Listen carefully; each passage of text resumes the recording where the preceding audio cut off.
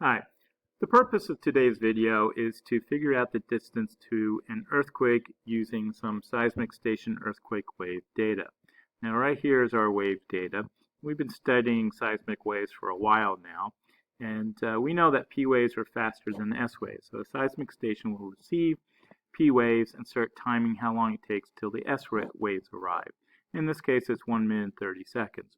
Now there's a procedure here that we're going to take to figure out how far is it to the earthquake. What we have is we have what's called a conversion table, time to blocks. I'll explain that in a moment. We have a block gauge right here, which is separate from your graph, and then we have your graph. So step one involves understanding a basic principle, and that is that one block equals 30 seconds. Don't ask me why. There's an explanation, but let's just focus on what that means. So here we have a time of 30 seconds, and I just said one block is worth 30 seconds. So how many blocks in 30 seconds? 1. Does that make sense? And we have 1 minute. How many blocks in 1 minute? Well, if one block is 30 seconds, 1 minute means 2 blocks. How about a minute 30? You guessed it, 3 blocks. How many blocks? 30-second blocks in 2 minutes? Yes, 4. Now you should start to see a pattern, I hope. All right, so I would have you complete that normally, but let's keep moving. What's the next step? The next step is to look back at your seismic station earthquake wave data and convert your time difference, the rival between P waves and S waves, into blocks. And that's really easy now because you have a conversion table. So we have 1 minute and 30 seconds, and if you come up here, there's your 1 minute and 30 seconds, it would be 3 blocks. Now, some of you this may seem easy, others you need that conversion block. So that is step 2. Step 3 involves this number 3 blocks and your graph. Now on your graph you have distance down here and time on your y-axis. And then we have a P wave line which moves fast, and you'll notice that it covers a great distance over a shorter period of time than the S waves. What do you do? For this step, you're going to take this 3 and find a 3 block difference between these two lines. And you do that using what's called your block gauge. Your block gauge acts sort of like a gapper for spark plugs, in that you'll notice that it's incremented, and we're looking for a 3 block difference between these two lines. The way you do that is by always keeping your block gauge parallel to the bottom of your graph.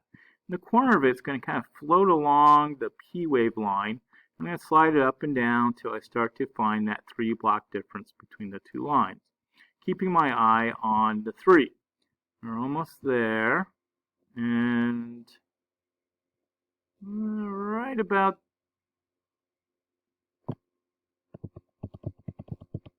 there. Now normally I would have you use your pencil and then mark this line right here. So I'm going to cheat here. I was hiding some tools. I'm going to slide this over, and it's going to show you hopefully that 3 block difference. And so let me go ahead and remove this block gauge, and sure enough that's kind of off a little bit. There we go. Now we'll try it again. And if you look, there's the P wave line, 1, 2, 3 blocks to the S wave line. Alright, now you ready for the last step? It's quite simple. All you have to do is look straight down and tell me what number would be found on the horizontal component of this graph.